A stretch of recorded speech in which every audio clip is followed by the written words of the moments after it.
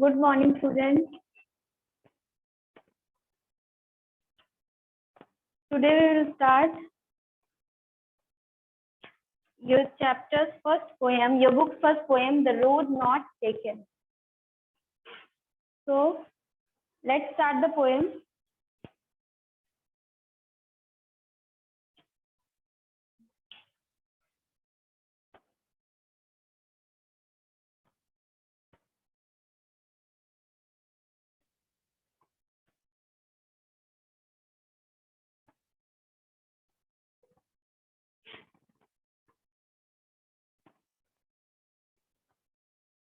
The Road Not Taken.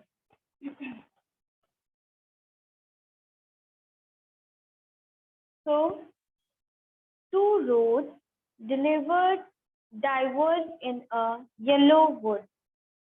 And sorry, I could not travel both. And be one traveler, long I stood and looked down as far as I could to where it bent in the undergrowth. So, this is a well-known poem. Is about making choices. ठीक है, ये poem किसके बारे में है? एक choice के बारे में कि आप चॉइस मेकिंग कैसे करते हैं. तो this poem is about making choices कि आप लाइफ में कैसी चॉइसेस करते हैं. ठीक है, एंड चॉइसेस दैट शेप अस, और वही चॉइसेस हमें शेप अस मतलब हमारी लाइफ को एक शेप देती हैं. जिस तरह की चॉइस हम करेंगे अपनी लाइफ में वैसी ही हमारी लाइफ शेप ले लेगी. मतलब जो चीजें हम अपनी लाइफ में चूज करेंगे वही आगे चल के हमारा लाइफ का फ्यूचर डिसाइड करेंगे.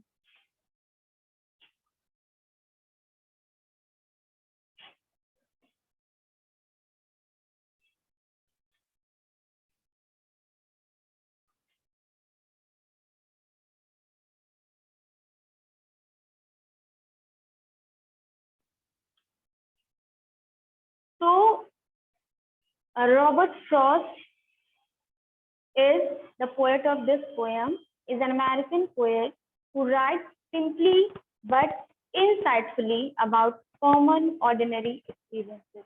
तो इन्होंने बहुत एकदम डीपली लिखा है जो हमारे कॉमन एक्सपीरियंसेस होते हैं, जो लाइफ में हमको जिनसे डील करना पड़ता है, जिन प्रॉब्लम्स से, उनके बारे में रॉबर्ट फ्रॉस्ट ने इस पोएम में अपना एकदम कॉमन सा व्यू रखा है.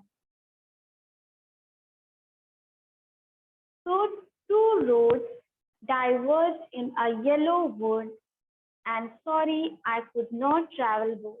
तो मेरे पास दो रोड है, दो ऐसी रोड हैं जो diverge in a yellow would. Yellow would मतलब एक जैसा जंगल होता है ना, उसके पास मुझे दो रोड दिख रही हैं. And sorry I could not travel both. मैं इन दोनों में ट्रैवल नहीं कर सकता हूँ. मुझे किसी एक रूट को ही चुनना पड़ेगा. मैं इन दोनों रूट में ट्रैवल नहीं कर सकता. And be one traveller long I stood. मैं जैसा कि मैं अकेला हूँ तो मुझे एक ही रोड को ट्रैवल करना है. और एक ट्रैवलर का क्या काम होता है कि वो चलता जाए, वो हार नहीं माने, वो रुके नहीं, वो एक रोड को चूज करे, एक रास्ते को चूज करे और वहां पर वो लॉन्ग मतलब लॉन्ग वॉक के लिए एकदम तैयार रहे, वो एकदम रुके नहीं, थके नहीं. And looked down one as far as I could to where it bent in the undergrowth. अब bent to where it bent in the undergrowth मतलब कि अगर मैं किसी भी एक रोड को चुनूंगा उसमें से एक रोड ऐसी होगी जो थोड़ी इजी होगी, लेकिन दूसरी जो होगी वो थोड़ी सी घुमावदार होगी या थोड़ी सी टफ होगी. तो मैं जिस भी रोड को चुनूंगा एज अ ट्रैवलर मेरा यही ड्यूटी है कि मैं अपनी जर्नी को कंप्लीट करूं और रुकूं नहीं, थकूं नहीं. Then took the other just as fair and having perhaps the better claim because it was grassy and wanted beer. So as for that the passing there had warned them really about the same. Then looked the other just as fair and having perhaps a better flame. तो अब दोनों रास्ते को जब poet जो है वो देख रहे हैं, दोनों रास्ते जो येलो वुड के पीले जंगलों के जो दो रास्ते हैं, उनमें से उनको चूज करना बड़ा डिफिकल्ट हो रहा है। वो ये सोच में है कि मैं किस रोड को सिलेक्ट करूं, क्योंकि दोनों ही रास्ते उनको सेम जैसे दिख रहे थे। लेकिन आगे चल के जब उस पर ट्रैवल करते तो पता चलता कि कौन सा जो रोड था वो बेटर था, कौन सा नहीं। And having perhaps a better king because it was grassy and wanted there, though as for that the passing there I had warned them really about the same। तो वो कह रहा है कि मुझे अभी दूर से ये जितने जो दो रास्ते दिख रहे हैं, ये दोनों एक जैसे लग रहे हैं, तो मैं बहुत दुविधा में हूँ, बहुत कंफ्यूज हूँ कि कौन सा रास्ता मुझे सिलेक्ट करना चाहिए। And both that morning equally lay in leaves, no step had trodden black. Oh, I kept the first another day, yet knowing how way leads on to way, I doubted if I should ever come back. तो जब हमारे पास दो choices होती हैं, तो हमको अगर उसमें से एक चूज करना है, तो हम यही सोचते हैं ना कि अगर हमने गलत चूज कर लिया तो बाद में हमें इसके क्या क्या कॉन्सिक्वेंसेस देखने को मिल सकते हैं। तो पोएट भी इसी कंफ्यूजन में है कि and both that morning equally ले, एकदम सेम दिख रहा है। आज जो इस मॉर्निंग में जब मैं टहलने आया हूँ, जो मुझे वो दो जंगल में दो येलो वुड से भरे हुए जो रास्ते दिख रहे हैं वो एक जैसे हैं। In leaves no step had trodden black, और कोई भी इसमें कुछ भी अलग नहीं है। सबकी जो पत्तियां हैं वो एकदम, जो लीव्स है वो येलो होकर एकदम झड़ने लगी है, एकदम बेकार हो गई है। ट्रॉडन ब्लैक यानी कि खराब हो रही हैं।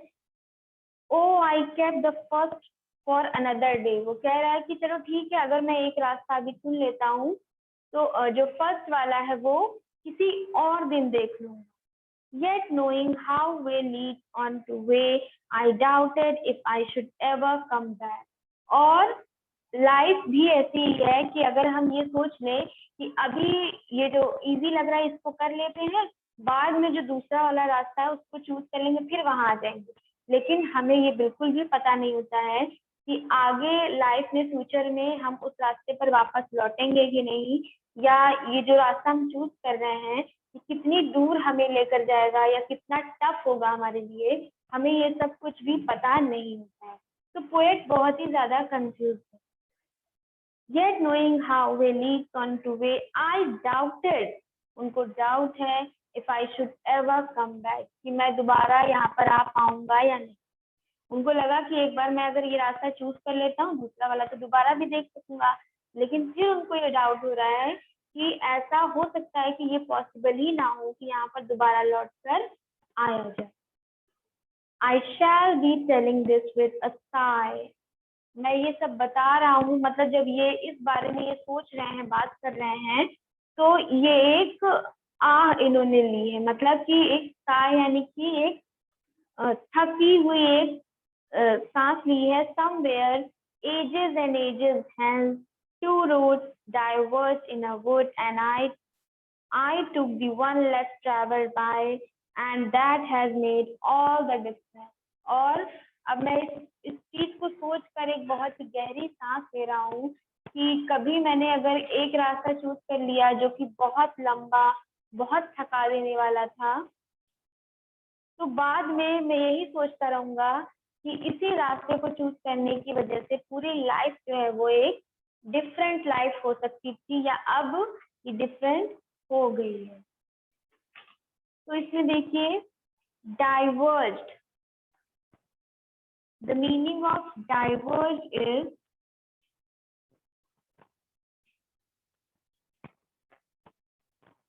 separated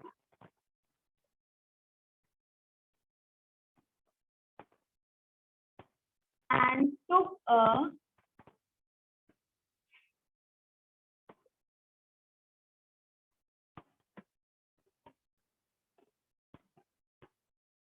different different direction. तो diverge का मीनिंग क्या है? separate and took a different direction. मतलब कि अलग है या फिर कोई दूसरा डायरेक्शन लेना है, कोई दूसरी डायरेक्शन में जाने की बात हो रही है. Undergrowth,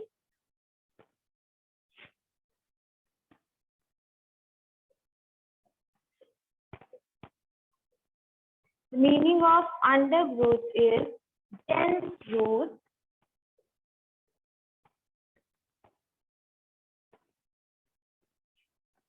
of plants and bushes. Dense growth of plants and bushes मतलब बहुत ही घने पेड़ों की बात हो रही है. Wanted where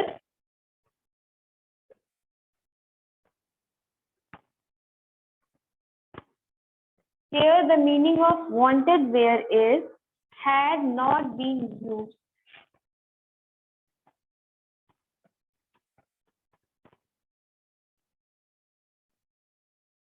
Had not been used. फिर hence. The meaning of hence is here in the future.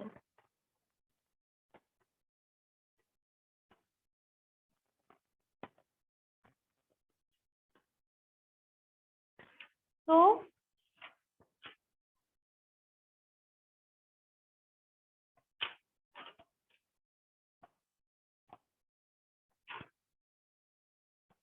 this poem has ended.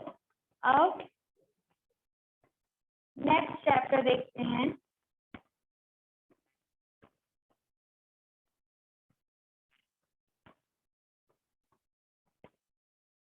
So children, let's start the second chapter, and the name of the second chapter is the sound of music.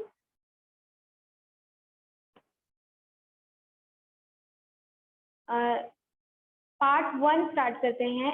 Evelyn Glenny listens to sound without hearing it. तो इस chapter में क्या है? The sound of music की Evelyn Glennie है जो वो sound को बिना सुने, listens to sound without hearing it, बिना सुने ही साउंड को पहचान लेती है. उनको सुनाई नहीं देता है एवलिन को, लेकिन फिर भी वो साउंड को पहचानती है. जैसे देखिए, rush hour crowds jostle for position on the underground train. तो स्टार्ट कहाँ से हो रहा है चैप्टर कि rush hour crowds jostle for position on the underground train platform. अब बहुत ज्यादा भीड़ है, बहुत ज्यादा रश जगह पर है, बहुत ज्यादा क्राउड है. और किस जगह का सीन है ये? एक train platform, underground train platform है. A slight girl looking younger than her 17 years was nervous yet excited as she felt the vibration of the approaching train. तो अब बहुत ज्यादा रश है, बहुत ज्यादा क्राउड है.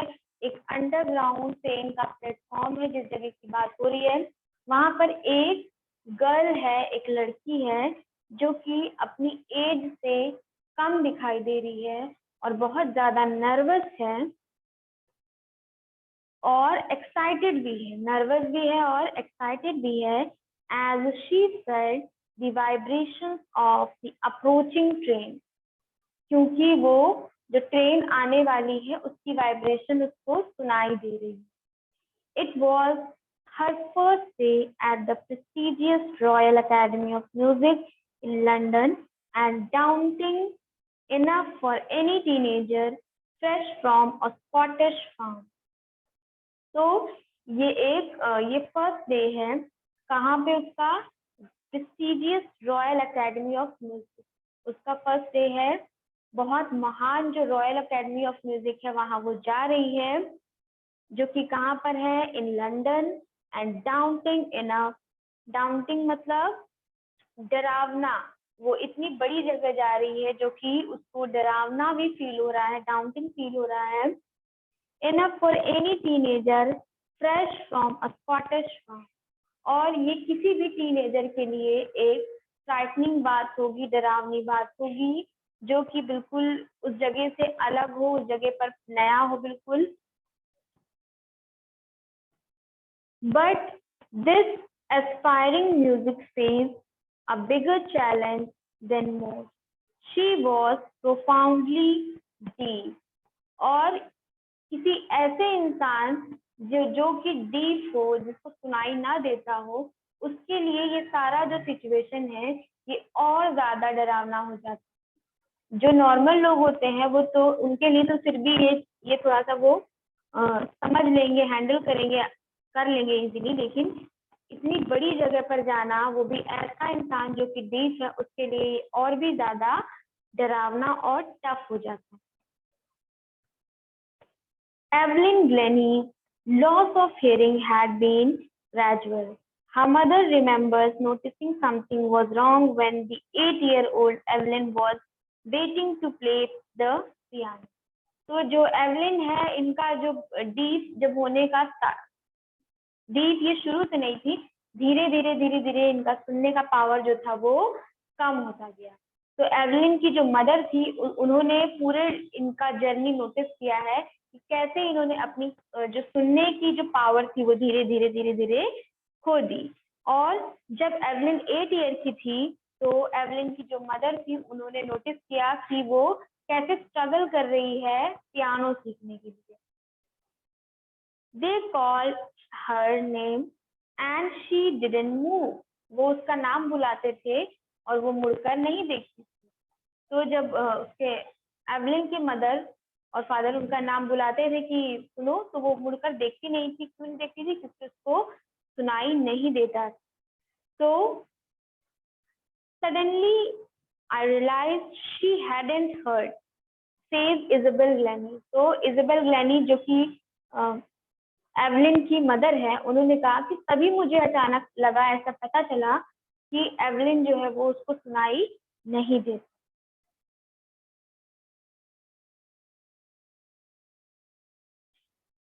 For quite a while, Evelyn managed to conceal her growing deafness from friends and teachers. So, conceal, the meaning of conceal is छुपाना, hide करना. तो किसी तरह से जब एवलिन स्टार्टिंग में जब वो डीफ होना स्टार्ट हो रही थी, तो वो किसी तरह से अपने फ्रेंड्स से और अपने टीचर्स से अपनी ये प्रॉब्लम छुपा रही थी. तो वो कंसील कर रही थी. वो नहीं चाहती कि उसके टीचर्स और फ्रेंड्स को ये बात पता चल जाए कि वो सुन नहीं सकती, या धीरे धीरे उसकी सुनने की जो पावर है वो कम हो रही है. But by the time she was 11, her marks had deteriorated and her headmistress urged her parents to take her to a specialist. लेकिन जैसे जैसे टाइम बीतता गया, वो जब 11 ईयर्स की हुई, तो उसके जो मार्क्स थे वो कम होने लगे. तो उसके टीचर्स ने उसके पेरेंट्स को कहा कि आप इसको किसी स्पेशल स्कूल में लेकर जाइए, ऐसे स्कूल में जहाँ पर ये अच्छे से पढ़ सके, जहाँ पर इनके जैसे लोगों को अच्छे से पढ़ाया जा सके. It was then discovered that her hearing was severely impaired as a result of gradual nerve damage. और तभी सबको पता चल गया था कि इसका जो हियरिंग है वो एकदम इम्पेयर्ड हो चुका है, वीक हो चुका है, कमजोर हो चुका है. और ये क्यों हुआ था? किसी नर्व के डैमेज होने की वजह से, कोई नर्व जो थी उसके डैमेज होने की वजह से ये हो गया. They were advised that she should be fitted with hearing aids and sent to a school for a deaf.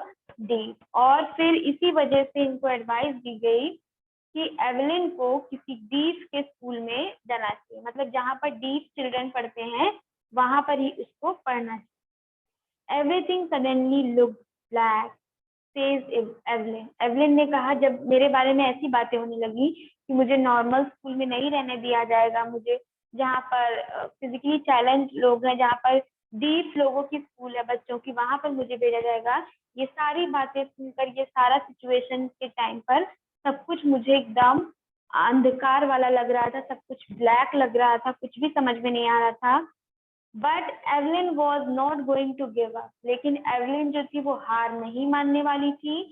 She was determined to lead a normal life and pursue her interest in music. वो पूरी तरह से normal life जीना चाहती थी और वो अपना जो म्यूजिक के प्रति जो पैशन है उसको कंप्लीट करना चाहती थी। तो एवलिन ने जितनी भी आसपास की जो बातें हो रही थी उनसे उसने बिल्कुल भी हार नहीं मानी और वो बिल्कुल उसने ठान लिया कि मैं एकदम नॉर्मल लाइफ जीऊंगी और मुझे कोई रोक नहीं सकता। One day she noticed a girl playing a xylophone and decided that she wanted to play it too. एक दिन एवलिन ने किसी गर्ल को जाइलोफोन, एक इंस्ट्रूमेंट होता है, उसको बजाते हुए देखा। तो जब उसने वो बजाते हुए देखा तो उसका भी इच्छा हुई, एवलिन की भी इच्छा हुई कि वो भी कोई इंस्ट्रूमेंट बजाए। She was, हाँ, most of the teachers discouraged her, but हाँ, percussionist Ron Ford spotted her potential. अब परक्यूशनिस्ट कौन होते हैं? परक्यूशनिस्ट वो होते हैं जो किसी ड्रम, तबला या सितार को प्ले करते हैं, किसी म्यूजिकल इंस्ट्रूमेंट को जो प्ले करते हैं। तो एक तरह से म्यूजिक टीचर हो सकते हैं कि बट परक्यूशनिस्ट रॉन फॉर्ब्स जो थे उन्होंने spotted her potential,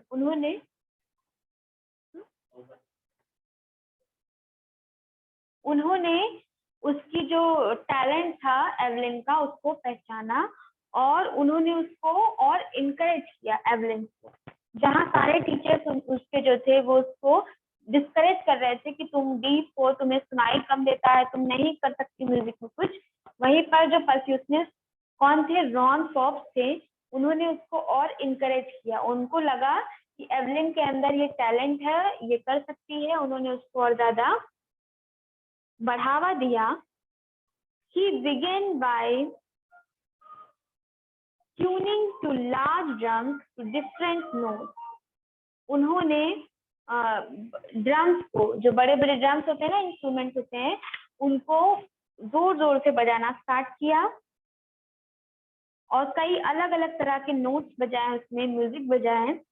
Don't listen through your ears, he would say. Try to sense it some other way, says Evelyn. तो उन्होंने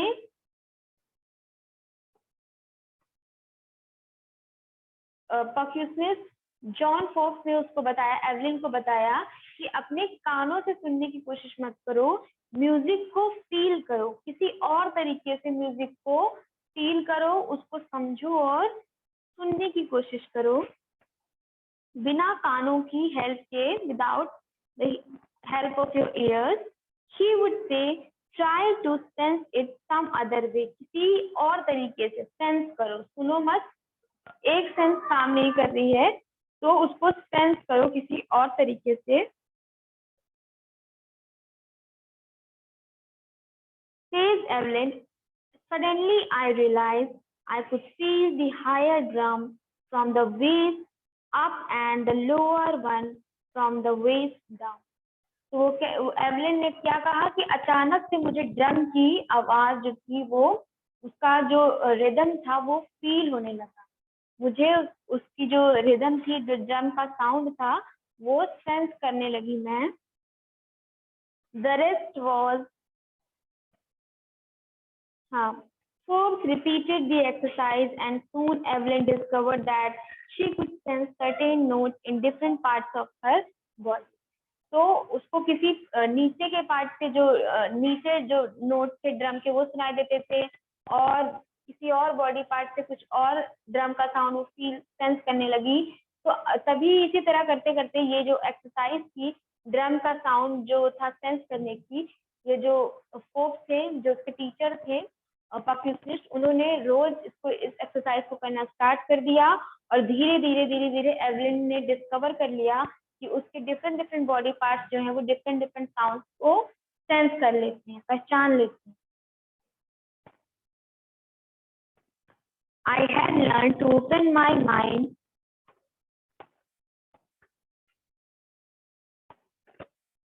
and body to sound and vibrations. The rest was sheer determination and hard work. तो Evelyn बताती है कि उसने sound को feel करना, अपने डिफरेंट बॉडी पार्ट से साउंड को फील करना सीख लिया था, और फिर उसके बाद वो रुकी नहीं, आगे बढ़ती गई और बढ़ती गई। और उसने जो जितना भी वो अचीव किया, जितना भी उसने सीखा और समझा, वो सब उसका पूरा complete hard work. She never looked back from that point onward. उसने उसके बाद उस हार्ड वर्क और जो अपने जो कमजोरी थी, जो वीकनेस थी, उसको ओवरकम करने के बाद उसने कभी भी मुड़कर नहीं देखा, और वो उतना ही मन से और लगन से हार्ड वर्क करती थी। She toured the United Kingdom. She toured the United Kingdom with a youth orchestra, and by the time she was 16, और उसने फिर यूनाइटेड किंगडम में वो टूर पर गई, और orchestra, United kingdom with a youth orchestra, orchestra जो कई यंगस्टर्स ने ऑर्केस्ट्रा जो था उसको बनाया था, उसमें उसने पार्टिसिपेट किया। And by the time she was 16, और उस समय वो 16 थी। She had decided to make music her life, और उसी समय 16 की एज में उसने डिसाइड कर लिया कि अब म्यूजिक ही उसकी लाइफ है। She auditioned for the Royal Academy of Music and scored one of the highest marks in the history of the academy. उसने एवलिन ने क्या किया? She had decided to she auditioned for the Royal Academy of Music. उसने Royal Academy of Music के लिए audition दिया,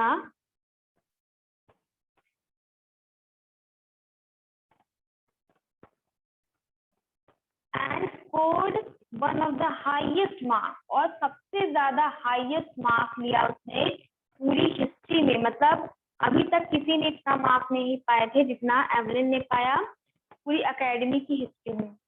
She gradually moved from orchestral work to solo performances, और काफी टाइम तक उसने ऑर्केस्ट्रा में यानी कि ग्रुप में प्ले किया और म्यूजिक का जो करियर था उसको परस्यू किया, लेकिन बाद में उसने सोलो भी बजाना और स्टार्ट कर दिया।